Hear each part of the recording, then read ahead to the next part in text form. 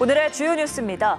코스피 지수가 3년 9개월 만에 3,100선을 돌파했고 코스닥 지수도 1년 만에 800선을 넘어섰습니다. 중동 정세 완화가 호재로 작용한 분위기입니다. SK하이닉스의 시가총액이 사상 처음 200조 원을 넘었습니다. 인공지능 핵심인 고대역폭 메모리 시장의 우위를 점한 데다 최근 반도체 업황 개선, 메모리 가격 상승에 대한 전망이 잇따라 나오면서 주가가 상승세를 보이고 있습니다. 삼성전자가 다음 달 9일 미국 뉴욕에서 갤럭시 Z 시리즈를 선보입니다. 폴더블폰 시장 점유율을 놓고 중국의 공세가 거세지고 있는 가운데 하반기 삼성전자의 실적 견인차 역할을 할지 관심이 모입니다. IBK 기업은행에서 40억 원대 부당대출 사고가 발생했습니다. 올해 초 882억 원 규모 부당대출 사고 이후 또다시 발생한 금융사고입니다.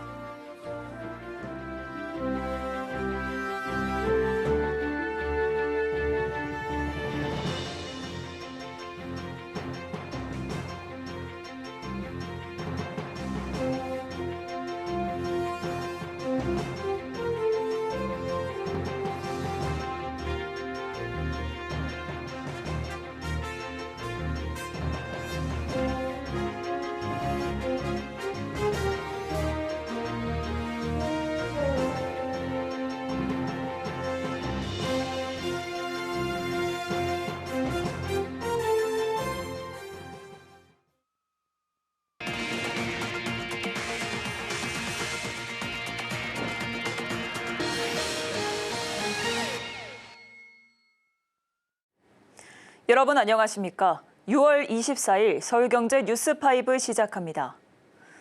국내 증시가 상승 랠리를 재가동했습니다. 코스피 지수는 3년 9개월 만에 3,100선을 돌파했고 코스닥 지수도 1년 만에 800선을 넘어섰습니다. 중동 정세 완화가 호재로 작용한 분위기입니다. 김보연 기자입니다. 우리 증시가 연일 불기둥을 세우고 있습니다. 코스피 지수는 하루 만에 3%가량 급등하며 3,100선을 넘어섰고 코스닥 지수도 동반 상승하며 800선을 회복했습니다. 중동 위기로 하루 쉬어간 증시가 곧바로 상승 랠리를 재개한 모습. 외국인과 기관 투자자의 동반 순매수세가 강세장을 견인했습니다. 반면 전일 코스피 시장에서 1.4조 원 가까이 매수했던 개인 투자자는 6천억 원 규모 순매도했습니다. 코스닥 시장에서도 외국인과 기관이 쌍끌이 매수에 나섰습니다.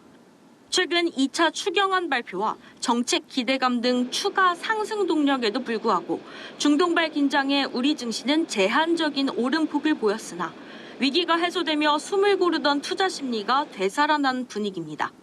삼성전자는 약 3개월 만에 6만 원 선을 회복했고 SK하이닉스는 장중 28만 3천 원까지 오르며 역대 최고가를 경신했습니다. 중소형주 위주의 코스닥 시장도 날개를 활짝 폈습니다. 외국인과 기관이 적극적인 매수에 나서면서 시가총액 상위 종목 대부분 강세 마감했습니다. 증권가는 추가 상승을 점치는 분위기가 우세합니다. NH투자증권은 내년 상반기까지 자본시장 선진화 정책들이 예상대로 시행된다면 코스피가 3,600선까지 추가로 오를 것이라고 전망했습니다. 중동 긴장 완화에 국제유가는 급락세로 돌아섰고 국내 증시 상승과 함께 원달러 환율은 하락세, 즉 원화 강세를 보이고 있습니다. 이날 원달러 환율은 1,360.2원에 거래를 마쳤습니다. 서울경제TV 김보연입니다. SK하이닉스의 시가총액이 오늘 사상 처음 200조 원을 넘었습니다. 인공지능 핵심인 고대역폭 메모리 시장의 우위를 점한 데다 최근 반도체 업황 개선, 메모리 가격 상승에 대한 전망이 잇따라 나오면서 주가는 상승세를 보이고 있는데요. SK하이닉스는 청주에 7번째 반도체 후공정 시설을 짓고 경쟁력 강화에 나섰습니다. 진민현 기자입니다.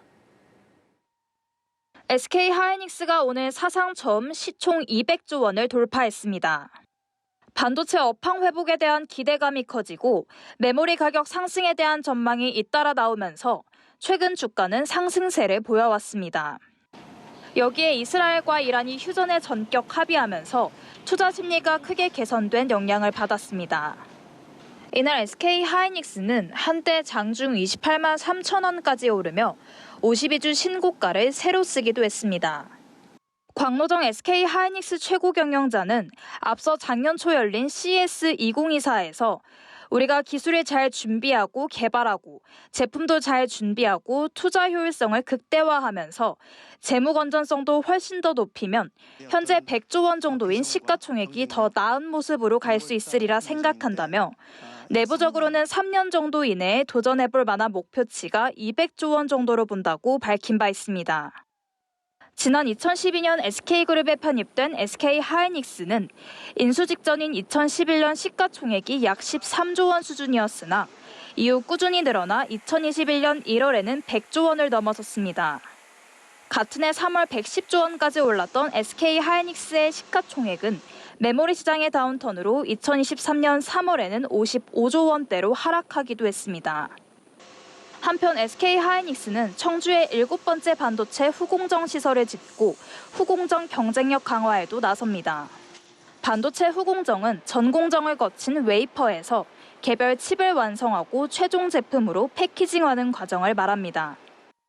SK 하이닉스는 최근 사내 게시판에 PNT7 시설을 짓기 위해 과거 매입한 청주 LG 이공장 부지에 있던 건물을 철거할 계획이라고 공지했습니다. 업계에선 HBM, 저전력 반도체 같은 첨단 반도체 수요가 높아지면서 SK 하이닉스가 이를 구현할 수 있는 반도체 후공정 경쟁력 강화에 나섰다는 분석을 내놓고 있습니다. 디램을 여러 개 쌓아 만드는 HBM의 경우 적층 수가 많아질수록 박열, 휨 현상 등이 발생해 이를 해결할 패키징 기술이 필수적이기 때문입니다. 서울경제TV 진민현입니다. 삼성전자가 다음 달 9일 미국 뉴욕에서 신제품 공개 행사인 갤럭시 언팩 2025를 열고 갤럭시 Z 시리즈를 선보입니다. 폴더블폰 시장 점유율을 놓고 중국의 공세가 거세지고 있는 가운데 노태문 삼성전자 디바이스 경험 부문장 직무대행의 어깨가 무거운 모습인데요. 하반기 삼성전자의 실적 견인차 역할을 할지 관심이 모입니다. 김혜영 기자입니다. 삼성전자가 다음 달 갤럭시 Z 플립 7과 폴드 7을 공개합니다. 티저 영상을 보면 전작보다 확연히 얇아진 두께가 눈길을 끕니다. 초슬림 초경량을 전면에 내세우고 고도화된 AI를 더해 글로벌 시장 주도권을 공고히 한다는 전략. 플립 7에는 자체 AP인 엑시노스를 탑재해 승부수를 띄울 것으로 보입니다. 엑시노스는 삼성전자의 시스템 LSI 사업부가 설계하고 파운드리 사업부가 생산하는데 발열과 성능 저하 문제에 발목이 잡혀 갤럭시 S25 탑재가 불발됐습니다. 삼성은 매년 10조 원이 넘는 금액을 AP 구매에 사용하고 있는 상황. AP 자립화 성공 시 기술 경쟁력 회복은 물론이고 매출 반등이라는 두 마리 토끼를 모두 잡을 수 있습니다. 중국 공세의 폴더블폰 시장 점유율이 30%대로 떨어진 삼성전자. 애플이 폴더블폰 시장에 진출한다는 외신 보도가 이어지는 가운데 갤럭시 G7 시리즈 흥행이 그 어느 때보다 중요해진 상황. 특히 삼성전자의 매출이 정체되며 반도체 부진을 메꿔야 하는 숙제도 있습니다. 스마트폰을 담당하는 MX 사업부는 올 1분기 갤럭시 S25 흥행에 힘입어 삼성전자 전체 영업이익의 3분의 1을 담당하며 실적 견인차 역할을 해냈습니다. 노태문 DX 부문장 직무대행의 첫 시험대로 불리는 이번 신제품 흥행에 관심이 쏠리는 이유입니다. 서울경제TV 김혜영입니다. 국책은행 IBK 기업은행에서 지점장 등 직원 7명이 연루된 40억 원대 부당대출 사고가 발생했습니다. 올해 초 882억 원 규모 부당대출 사고로 김성태 기업은행장의 대국민 사과 이후 또다시 발생한 금융사고입니다. 이연아 기자입니다. 국책은행 IBK 기업은행에서 지점장 등 직원 7명이 연루된 40억 원대 부당대출 사고가 발생했습니다. 경기도 소재 지점들에서 지점장, 팀장 등 직원 7명이 수년에 걸쳐 40억 원대 부당대출을 내주고 이익을 챙긴 사실이 내부 감사에서 드러났습니다. 이들은 가족 명의 법인의 대출을 실행, 자신들이 투자한 회사에 대출을 해주며 이자와 배당 이익을 챙겨 이해 충돌 행위를 한 것으로 확인됐습니다. 기업은행은 부당대출에 가담한 7명을 대기 발령하고 금융감독원에 보고 조치하는 한편 구체적인 부당대출 경위 파악과 추가 부당대출 여부 등에 대한 조사를 이어가고 있습니다. 부당대출 실행기간이 책무구조도가 도입된 올해 1월 이전으로 확인됨에 따라 책무구조도 적용은 피할 것으로 보입니다.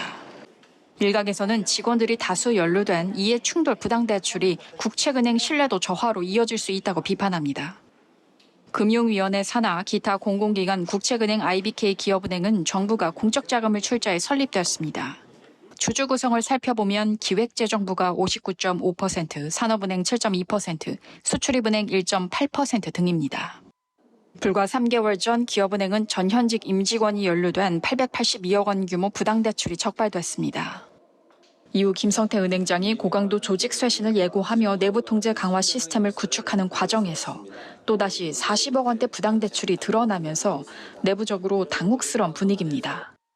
당시 김 행장은 대국민 사과와 함께 후속 조치, 재발 방지책 마련 등 신뢰 회복에 최선을 다할 것을 약속한 바 있습니다. 기업은행은 이번 부당대출을 IBK 쇄신위원회의 내부감사 과정에서 적발됐다며 쇄신안을 바탕으로 은행 전반의 내부 통제를 강화하겠다고 설명했습니다.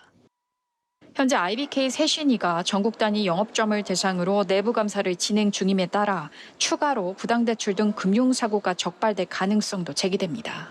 서울경제TV 이연아입니다. 하나생명이 투톱 경영체제로 복귀했습니다.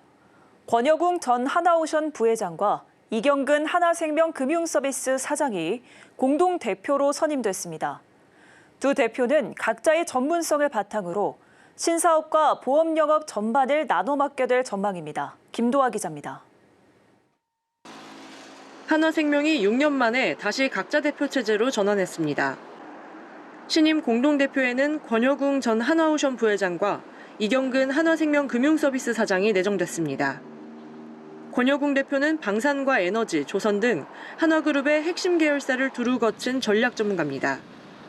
특히 대우조선해양 인수와 지난해 상반기 하나오션의 흑자 전환을 이뤄내며 경영 정상화를 주도했다는 평가를 받습니다. 권 대표가 여승주 부회장에 이어 김동원 사장의 경영 멘토 역할을 맡을 것이란 관측이 나옵니다. 이경근 대표는 정통 보험 영업 전문가입니다. 하나생명 기획실장과 보험 부문장 등을 거쳐 2022년부터는 자회사인 하나생명 금융서비스 대표를 맡아 GA업계 1위 안착과 실적 반등을 이끌었습니다. 이 대표는 하나생명의 본업인 보험 경쟁력 강화를 책임질 것으로 보입니다. 이번 인사를 통해 하나생명은 전략과 신사업의 강점을 지닌 권 대표와 보험 영업 실무에 정통한 이 대표가 각자의 분야를 나눠 맡는 분업 체제를 갖추게 됐습니다. 하나생명의 글로벌과 신사업 부문은 김동원 사장이 최고 글로벌 책임자로서 계속 총괄합니다. 공동대표가 경영 전면을 맡고 김 사장은 다양한 디지털 신사업 추진과 글로벌 사업 확장에 주력할 것으로 예상됩니다. 여기에 기존 대표였던 여승주 부회장이 그룹 경영지원실장으로 이동하면서 김 사장을 정점으로 한 리더십 체제가 본격화됐다는 해석도 나옵니다. 하나생명은 현재 하나생명 금융서비스의 기업 공개와 캐롯손보 흡수 합병, 글로벌 포트폴리오 확대 등 굵직한 과제를 앞두고 있습니다. 각자 대표 체제를 통해 대응력을 높이려는 전략이 반영된 인사로 풀이됩니다. 서울경제TV 김도아입니다. 서준혁 대명소노 회장이 오늘 열린 티웨이 항공 임시주주총회에서 마침내 이사회에 진입했습니다.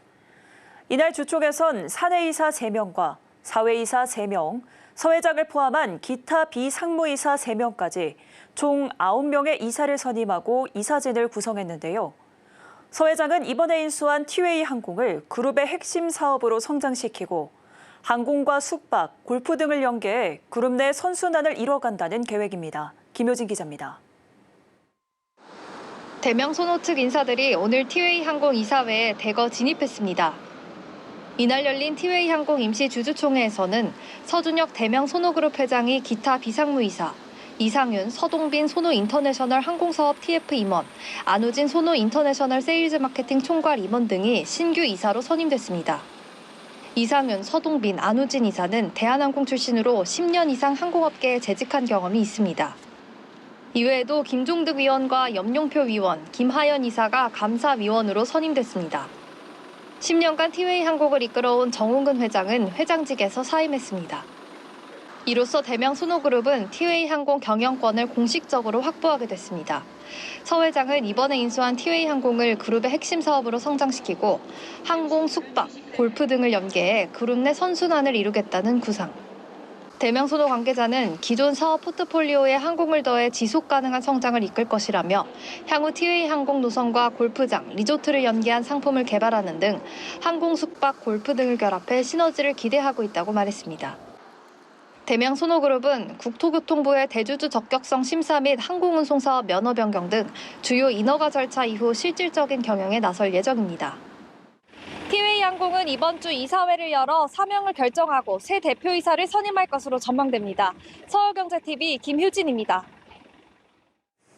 홈플러스가 본격적으로 새 주인 찾기에 나섰습니다. 법원이 기업회생 계획 인가전 인수합병을 허가했는데요. 업계에선 유통업계 침체, 높은 몸값 등으로 매각이 순조롭게 이뤄지긴 어려울 수 있다는 전망을 내놓고 있습니다. 이혜연 기자입니다. 홈플러스가 기업 회생 절차에 들어간 지 3개월여 만에 새 주인을 찾기 위한 인가전 인수합병 절차를 밟게 됐지만 매각이 순탄치 않을 거란 관측이 나오고 있습니다. 서울회생법원은 지난 20일 홈플러스의 인가전 M&A 절차를 승인했습니다. 회생계 회관이 법원에서 인가를 받기 전에 M&A를 추진해 기업이 계속 운영될 수 있도록 하기 위한 조치입니다. 앞서 3일 회계법인은 홈플러스의 청산 가치가 계속 기업 가치를 상회한다는 조사 보고서를 제출한 바 있습니다. 사업 영위보다 청산이 더 낫다고 판단한 겁니다. 인가전 M&A는 스토킹 호스 방식으로 추진됩니다. 매각 공고 전에 조건부 인수계약을 체결한 뒤 공개 입찰로 더 나은 조건을 제시하는 인수 희망자를 찾는 시기입니다. 업계의 관심은 홈플러스의 몸값에 쏠려 있는 모습. 업계에서는 매각가가 1조 원대까지 떨어질 수 있다는 관측도 나옵니다. 관련 법에 따르면 매각가는 청산 가치를 웃도는 금액이어야 하지만 채권자들의 동의 여부에 따라 매각가 조정이 이뤄질 수 있기 때문입니다. 대형마트 시장의 성장 둔화, 온라인 쇼핑에 밀린 오프라인 유통업계의 침체 등이 홈플러스 매각을 불투명하게 만들고 있습니다. 다만 국내 2위 대형마트를 저가에 인수할 수 있는 기회이기도 한 상황. 한편 비슷한 상황에 놓였던 티몬의 회생계획안에 대해 지난 23일 법원이 인가 결정을 내리면서 홈플러스도 기업 회생 절차에 대한 기대감이 커지고 있습니다. 서울경제TV 이혜연입니다. 서울 강남의 대표 정비사업지로 꼽히는 압구정 2구역에서 삼성물산이 입찰을 포기했습니다. 사업비만 2조 4천억 원에 달하는 대형 프로젝트지만 조합이 내건 까다로운 조건들이 발목을 잡았습니다. 정비사업에서 조합의 지나친 요구가 오히려 발주 실패로 이어지는 사례가 반복되고 있습니다. 이지영 기자입니다. 서울 압구정 2구역 재개발 사업에서 삼성물산이 시공사 입찰을 포기했습니다. 사업비만 2조 4천억 원에 달하는 대형 사업지인데다 부촌이란 상징성도 큰 만큼 현대건설과 치열한 경쟁을 벌여왔던 곳입니다. 삼성물산은 지난 5월 초 압구정 아파트 맞은편에 전용 홍보관 압구정 S라운지를 개관하기도 했습니다. 하지만 조합이 내건 조건이 까다로웠습니다. 조합은 대안설계 범위 대폭 제한, 이주비 LTV 100% 이상 제한 불가 등 건설사의 자율적 제한을 막는 내용들을 포함했습니다. 삼성물산은 조합의 입찰 조건을 검토한 결과 대안설계와 금융 조건에 대한 이례적인 제한으로 준비한 사항들을 제시할 수 없다고 밝혔습니다. 서울 노원구 상계주공 5단지 재건축은 2년째 시공사를 찾지 못해 사업이 멈춰 있습니다. 2023년 초 GS건설과 평당 650만 원, 총 공사비 3,342억 원으로 계약을 맺었지만 조합은 분담금 부담이 크다는 이유로 계약을 해지했습니다. 이후 GS건설은 60억 원 규모의 입찰보증금 반환 소송을 제기했고 조합은 공사비를 평당 770만 원까지 올렸지만 여전히 새로운 시공사를 찾지 못하고 있습니다. 건설 불황의 선별 수주 기조를 이어가는 건설사들은 조합의 일방적인 조건을 맞추기 어려운 실정입니다.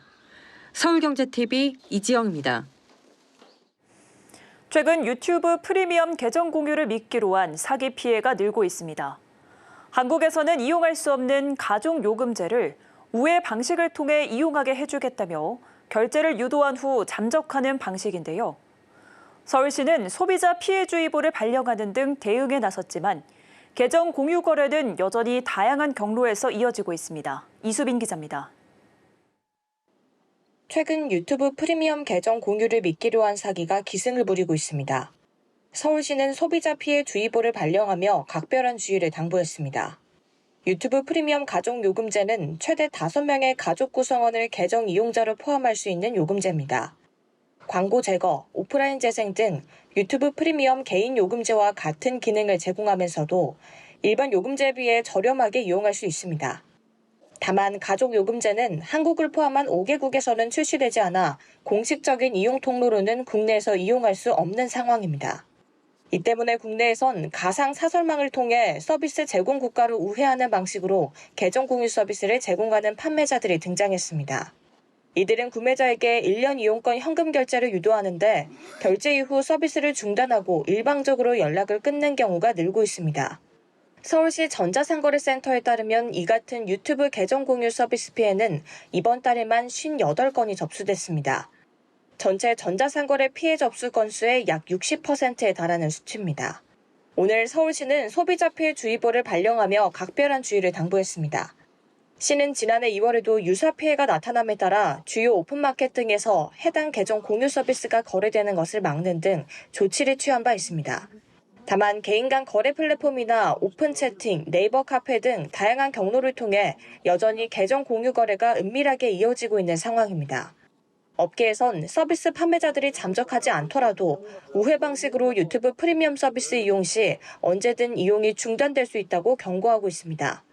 비정상적인 경로를 통해 서비스를 이용할 경우 구글이 이용정책 위반 등의 사유로 서비스를 중지할 수 있기 때문입니다. 서울경제TV 이수빈입니다. 공정거래위원회가 구글이 자사인 마켓 구글 플레이만 이용하도록 국내 게임사에 뒷돈을 줬다는 의혹과 관련해 어제 NC소프트를 참고인 자격으로 현장 조사를 벌인 것으로 알려졌습니다. 앞서 경제정의 실천 시민연합 등 시민단체들은 지난해 11월 구글이 NC, 넷마블, 컴투스, 펄어비스에 부당 리베이트를 제공했다고 주장했습니다. 경실련은 구글이 구글 플레이 결제액의 30%를 수수료로 받고 그중 일부를 다시 게임사 측에 돌려줬다고 주장하고 있습니다. 경실련은 관련 재무자료 등을 근거로 인앱 결제 관련 리베이트 수익 배분을 포함한 불공정 거래 규모를 1조 2,667억 원, 부당하게 취득한 영업이익을 6,850억 원으로 추산했습니다. 서울경제 뉴스5, 저희가 준비한 소식은 여기까지입니다. 함께해 주신 여러분 고맙습니다.